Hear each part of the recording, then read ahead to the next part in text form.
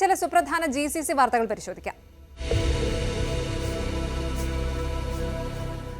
Saudi അറേബ്യയുടെ തൊഴിൽ മേഖല ചരിത്രപരമായ ഒരു മാറ്റത്തിനാണ് ജനുവരി 1 മുതൽ സാക്ഷ്യം വഹിക്കാൻ പോകുന്നത്. മുസാനത്ത് പ്ലാറ്റ്ഫോം വഴി ഗാർഹിക ജീവനക്കാരുടെ ശമ്പളം നിർബന്ധമായും നൽകണമെന്ന നിയമം കർശനമാവുകയാണ്. ഡ്രൈവർമാർ, വീട്ടുജോലിക്കാർ തുടങ്ങിയവരുടെ ശമ്പളം ഇനി നേരിട്ട് കൈമാറുന്നത് നിയമവിരുദ്ധമാകും. STC പേ, യോ പേ തുടങ്ങിയ ഡിജിറ്റൽ വാലറ്റുകൾ വഴിയോ ബാങ്ക് ട്രാൻസ്ഫർ വഴിയോ മാത്രമേ പണം നൽകാവൂ. ജീവനക്കാരുടെ സാമ്പത്തിക അവകാശങ്ങൾ സംരക്ഷിക്കുക, ശമ്പള തർക്കങ്ങൾ കുറയ്ക്കുക എന്ന ലക്ഷ്യത്തോടെയാണ് പരിഷ്കരണം. ശമ്പളം വൈകുന്നത് സംബന്ധിച്ച പരാതികൾ ഇതിലൂടെ പൂർണ്ണമായും ഇല്ലാതാകും. ഓരോ മാസവും ശമ്പളം നൽകിയതിന്റെ കൃത്യമായ രേഖകൾ സർക്കാർ പോർട്ടലിൽ ലഭ്യമാകുന്നതോടെ പ്രവാസികൾക്ക് കൂടുതൽ നിയമപരമായ സുരക്ഷ ലഭിക്കുന്നു.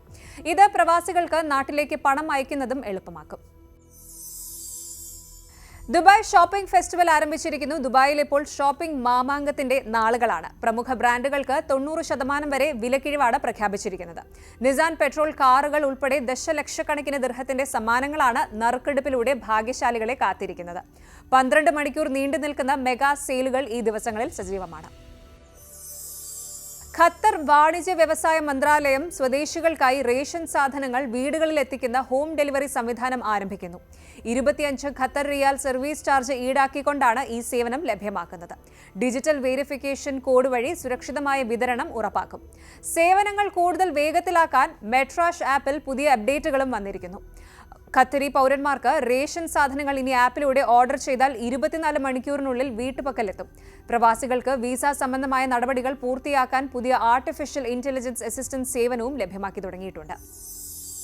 മസ്കറ്റ് നൈറ്റ്സ് 2026 ജനുവരി 1 മുതൽ ആരംഭിക്കും. ഒമാൻ തലസ്ഥാനത്ത് ജനുവരി 1 ആരംഭിക്കുന്ന ആഘോഷത്തിന് ഖുറും നാച്ചുറൽ പാർക്ക്, സീബ് ബീച്ച്, അൽ അമീറാത്ത് പാർക്ക് തുടങ്ങിയവ ഉൾപ്പെടെ 8 വേദികളാണ് ഒരുങ്ങുന്നത്.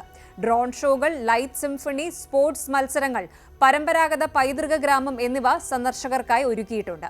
മസ്കറ്റ് നൈറ്റ്സ് ഫെസ്റ്റിവലിന്റെ പുതിയ പതിപ്പ് തുടങ്ങുമ്പോൾ അത് ഒമാൻ ടൂറിസത്തിന് വരുമാനത്തിൽ 20% വർധനവ് ഉണ്ടാക്കുമെന്നാണ് കണക്കാക്കുന്നത്. 2025 അവസാനിക്കുമ്പോൾ ഗൾഫ് മേഖല സാമ്പത്തികമായും സാമൂഹികമായും വലിയ മുന്നേറ്റത്തിലാണ്. ഇന്ധനവിലയിലെ മാറ്റങ്ങളും ഡിജിറ്റൽ സേവനങ്ങളുടെ കടന്നുവരവും പ്രവാസികളുടെ ദൈനംദിന ജീവിതം കൂടുതൽ ലളിതമാക്കുകയാണ്.